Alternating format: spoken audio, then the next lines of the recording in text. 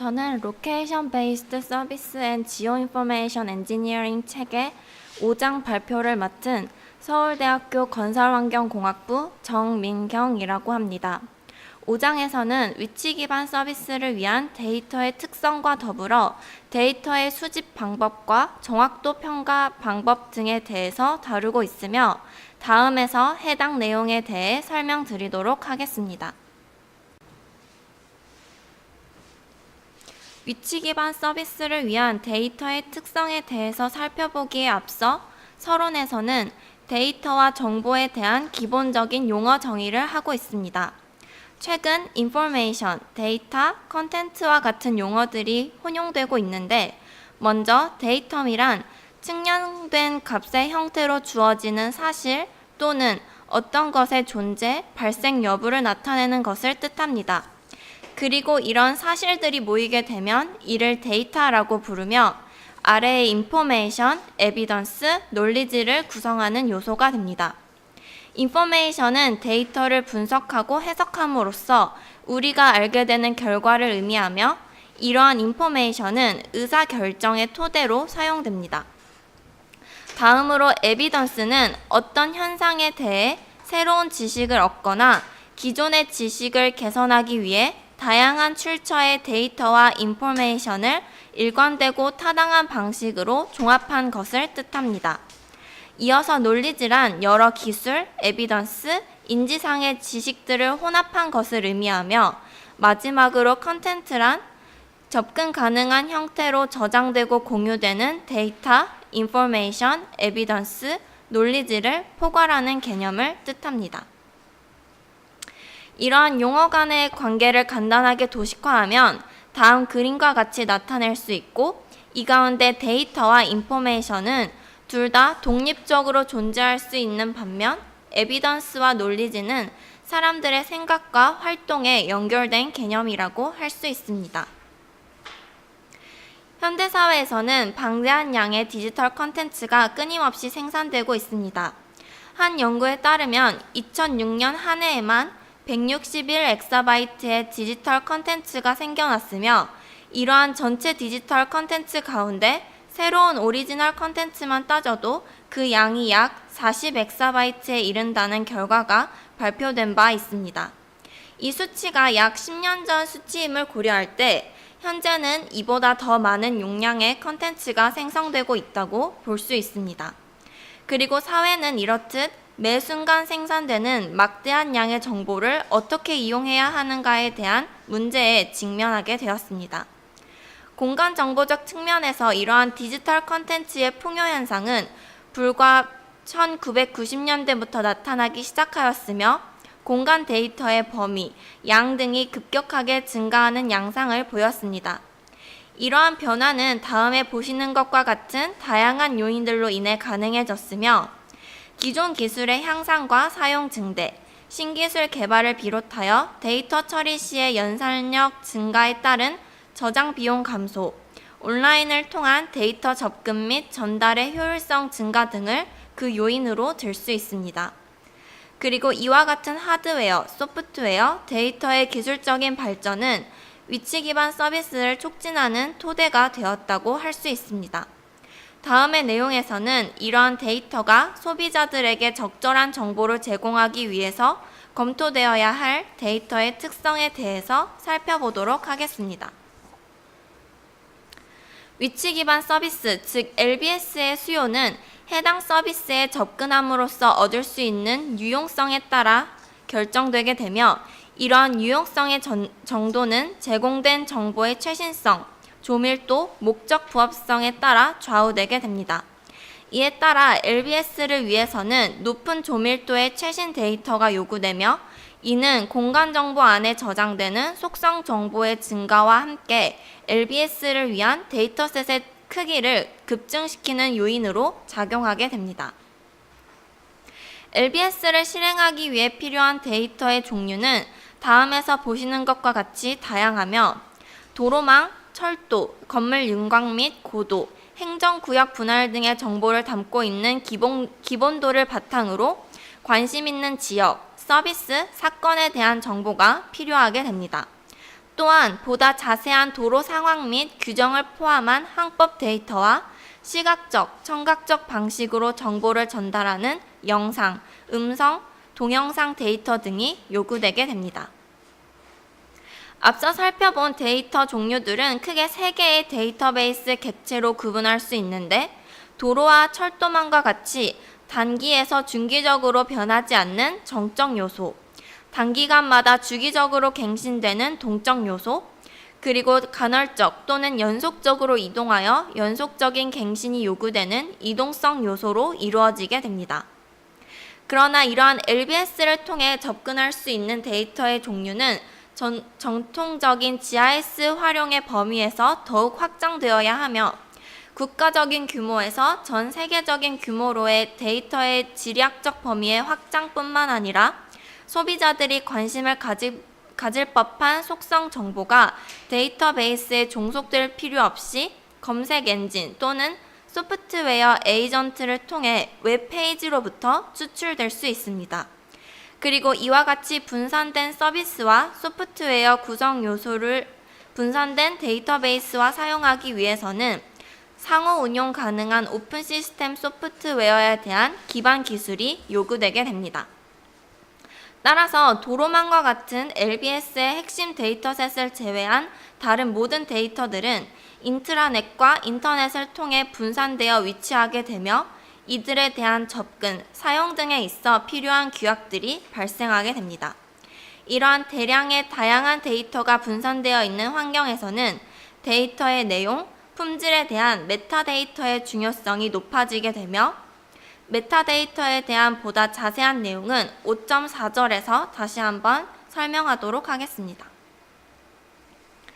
현재 지상 측량, 원격 탐사 등과 같은 전통적인 측량 방법 외에도 다양한 데이터 수집 기술들이 디지털 매핑 시스템에 이용되고 있으며, 이러한 시스템들은 현실 세계의 3차원 모델을 구축하고 이를 시각화하기 위한 자동 데이터 수집을 목표로 하는 추세에 있습니다. 다음에서는 LBS를 위한 다양한 데이터 수집 방법과 데이터의 갱신 주기에 대해서 설명드리도록 하겠습니다. 가장 먼저 살펴볼 GPS는 대부분의 측량, 지도화 과정의 중심이라고 할 수 있을 정도로 가장 중요한 데이터 수집원 중 하나입니다.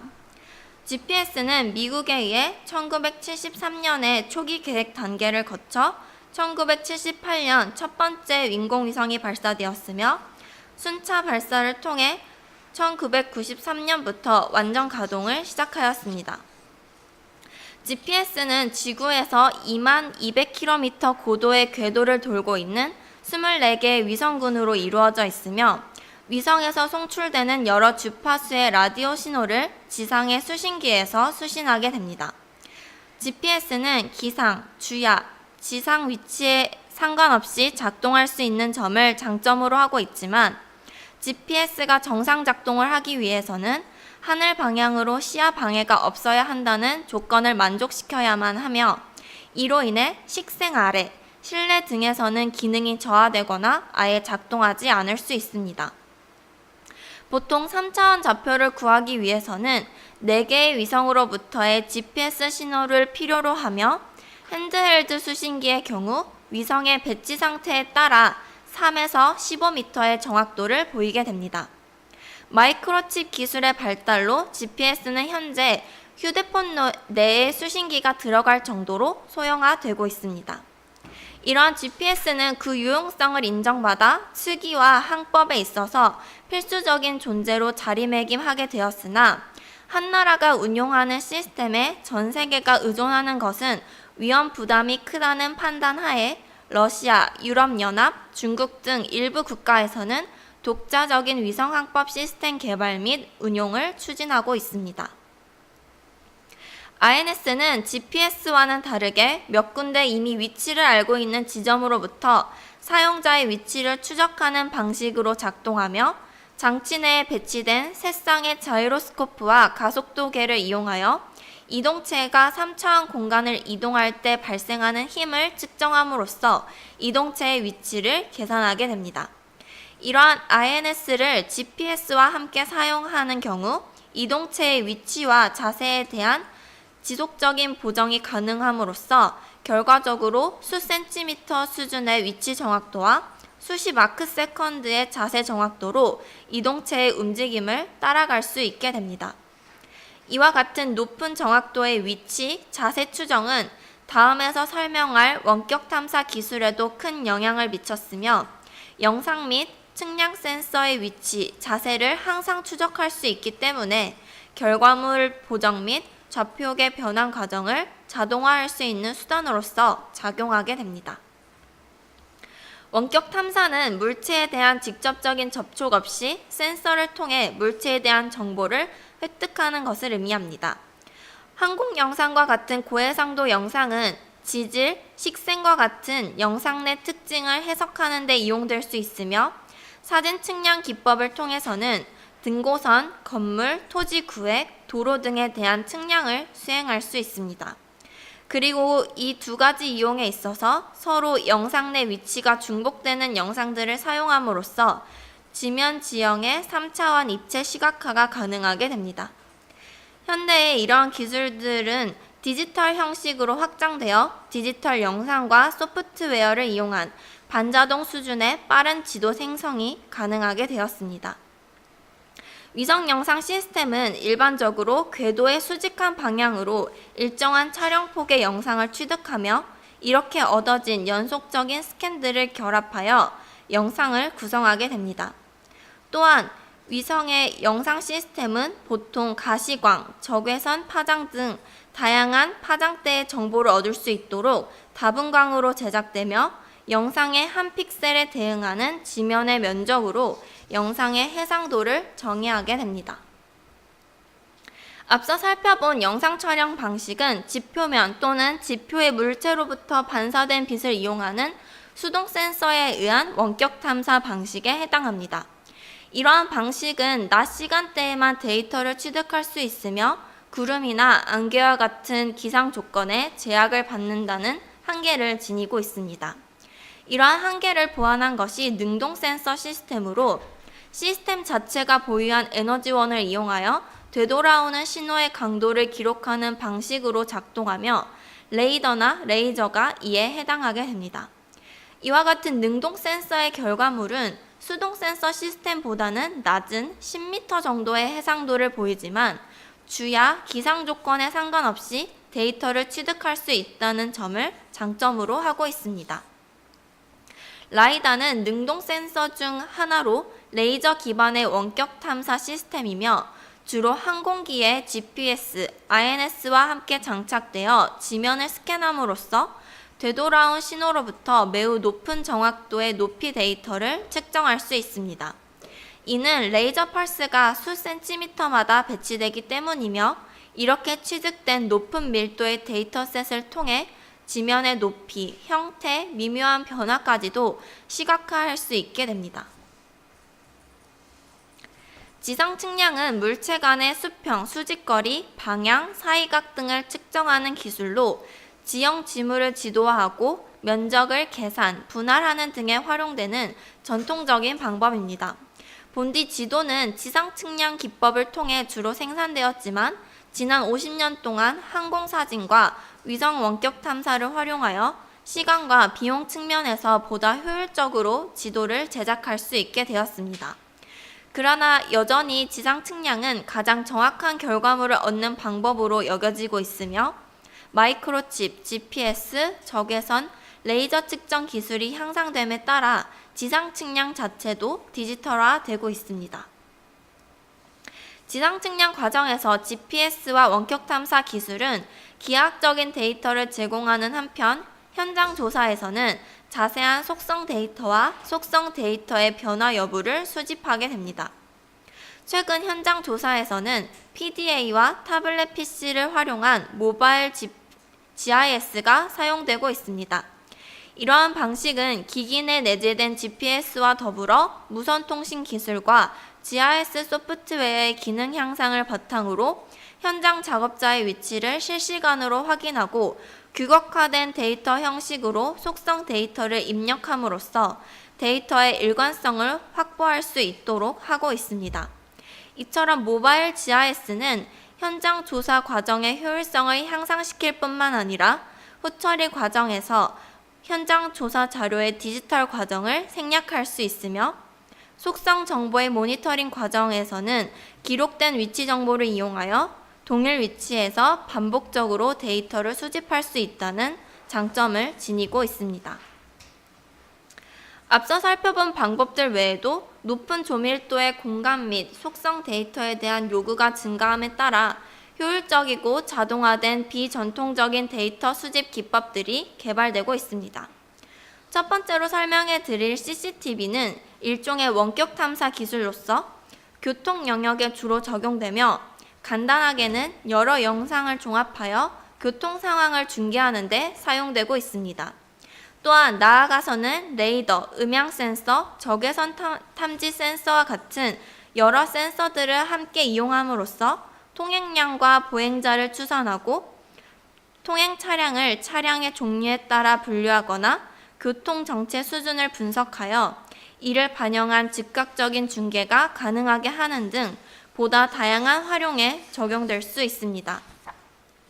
웹크롤러는 자체적으로 인터넷을 탐색하여 웹에 존재하는 문서와 링크를 확인하고 새로운 문서를 다운로드하는 소프트웨어 에이전트를 뜻하며 온라인 검색 엔진의 기본 원리에 해당합니다. 웹크롤러의 작동 과정을 간단하게 살펴보면 크롤러를 통해 검색된 문서와 링크는 각각의 저장소에 저장되게 됩니다. 그리고 빠른 검색을 위해 문서에 인덱스가 부여되며 사용자의 요청에 대한 응답 목록에서의 우선순위를 정하기 위해 링크 구조를 모델링하게 됩니다.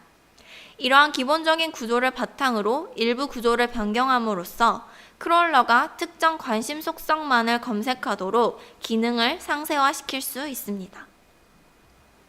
이어서 무선통신망과 모바일 기기는 LBS에서 특히 고려되어야 할 데이터 수집원 중 하나라고 할 수 있습니다. LBS에서는 모바일 기기의 위치를 추적함으로써 사용자에 대한 데이터를 수집하게 되는데 이렇게 얻어지는 데이터는 단기에서 중기적인 최신성을 지니고 있습니다.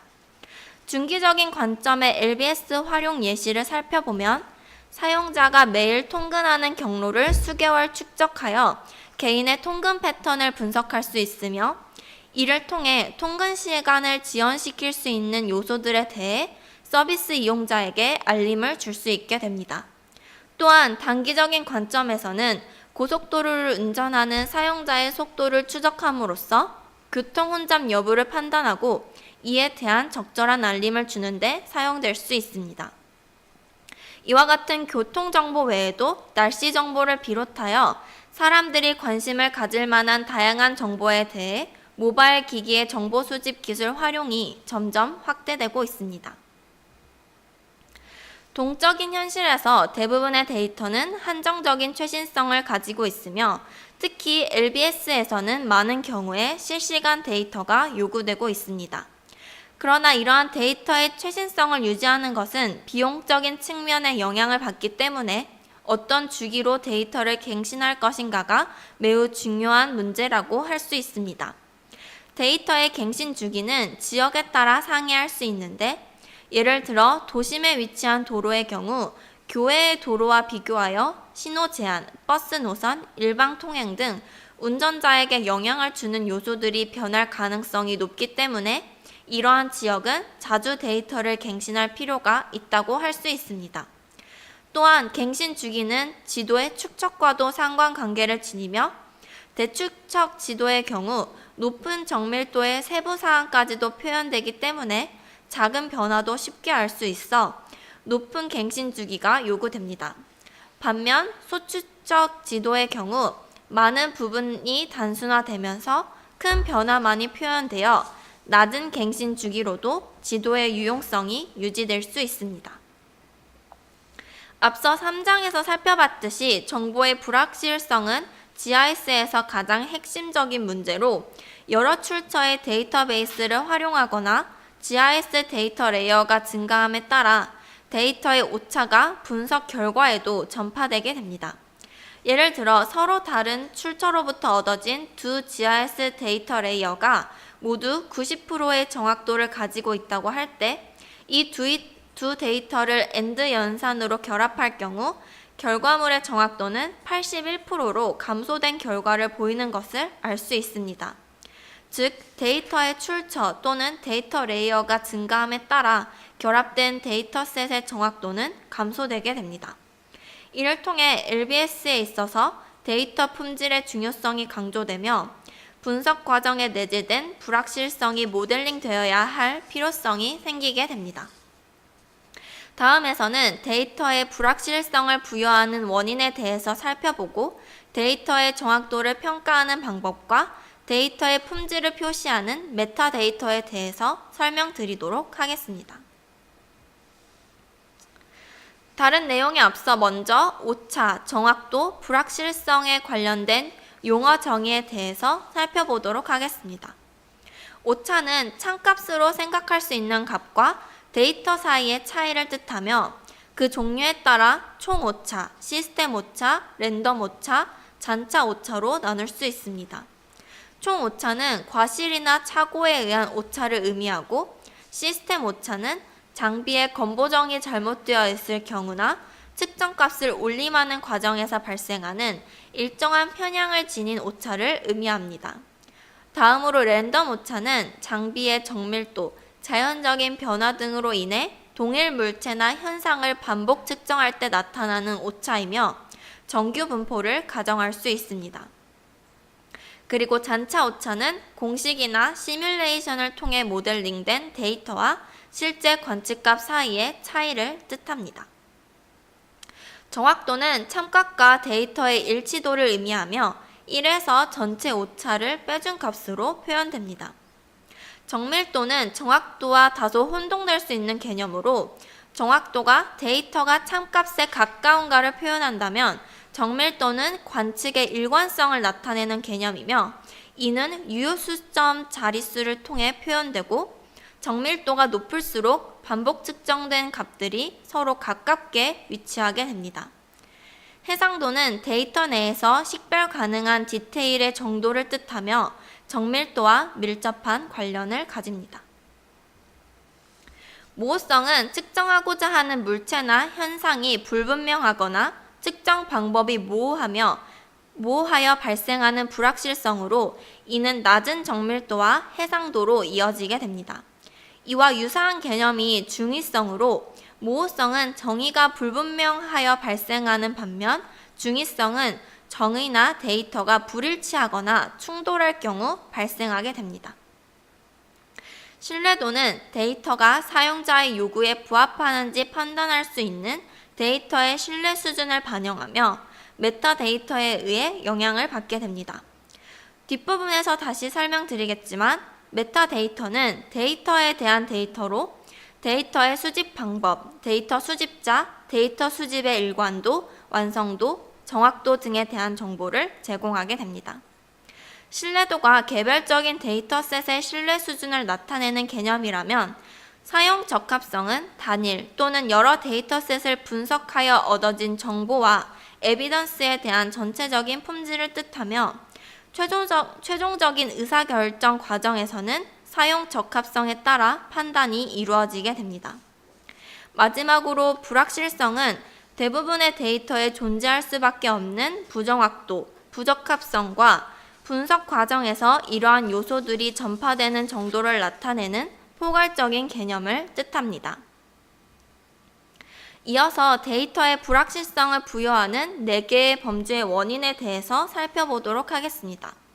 먼저 Intrinsic Uncertainty는 현장에서 데이터가 수집되고 데이터셋으로 편집되는 과정에서 발생하는 불확실성으로 작업자의 편향, 물체 및 현상에 대한 불분명한 정의, 부적절한 샘플링 방법의 사용, 장비의 건보정 오류 등이 반영되게 됩니다. Inherited Uncertainty는 제3자에 의해 생성된 데이터셋을 사용할 때 발생하며 데이터 내에 내재된 불확실성 외에도 데이터 수집 시점부터 사용 시점까지의 시간 경과로 인한 추가적인 불확실성과 데이터의 표현 방식과 용어 정의의 혼선에서 발생하는 불확실성이 포함되게 됩니다. Operational Uncertainty는 컴퓨터상의 데이터 처리 과정에서 발생하는 불확실성으로 계산 과정 내 소수점 처리 방식과 네트워크 및 소프트웨어 간 전송 과정에서의 데이터 손상 또한 포함하게 됩니다. 마지막으로 사용상의 불확실성은 사용자가 앞서 살펴본 여러 불확실성 요소에 대해 무지하거나 계산 결과를 과신할 경우 또는 이러한 내용들에 대해 숙지하고 있는 사용자라 하더라도 결과물에 축적된 불확실성으로 인해 최적의 결정을 내리지 못할 때 발생하게 됩니다. 이러한 불확실성 원인들 가운데 가장 주된 영향을 미치는 요소는 intrinsic과 inherited uncertainty이며 데이터의 갱신 주기 또한 데이터의 정확도와 신뢰도에 적지 않은 영향을 주게 됩니다. LBS의 측면에서 서비스 제공자들은 최종적인 정보 산출물의 정확도를 적절한 수준으로 관리하여야만 하며 사용자는 데이터의 정확도와 표현 방식에 대해 관심을 기울여야만 원치 않는 데이터 내 불확실성을 최소화할 수 있습니다. 다음 내용에서는 서비스 제공자가 제공해야 하는 데이터 정확도를 평가하는 방법에 대해서 살펴보도록 하겠습니다. 정확도 평가 방법에서 고려되어야 할 두 가지는 바로 객체의 위치와 관련된 기하학적 정확도와 이러한 객체에 입력된 속성 정보의 정확도입니다. 전통적으로 정확도는 표본 조사를 통해 이루어지며 데이터를 수집한 방법보다 정확한 방법으로 이루어지게 됩니다. 즉, 항공 촬영을 통해 획득된 영상에 대해서 정확도 평가는 지상 측량을 통해 수행되는 식이 됩니다. 기하학적인 정확도의 측면에서 표본 조사는 속성의 모호성이 없는 명확한 지점을 이용하며 그 결과는 다음의 식과 같이 평균 제곱근의 오차 RMSE로 표현되게 됩니다. 속성 정확도 평가는 기하학적 정확도 평가와 개별적으로 이루어지며 모바일 기기와 GPS를 이용한 표본 조사를 통해 각 표본 위치의 속성과 속성 변화 여부를 확인하게 됩니다. 이를 토대로 정확도를 평가하기 위해서는 다음과 같은 오차 행렬을 구성하게 되며 분류된 데이터와 표본 조사를 통해 얻은 참조 자료를 나타내게 됩니다.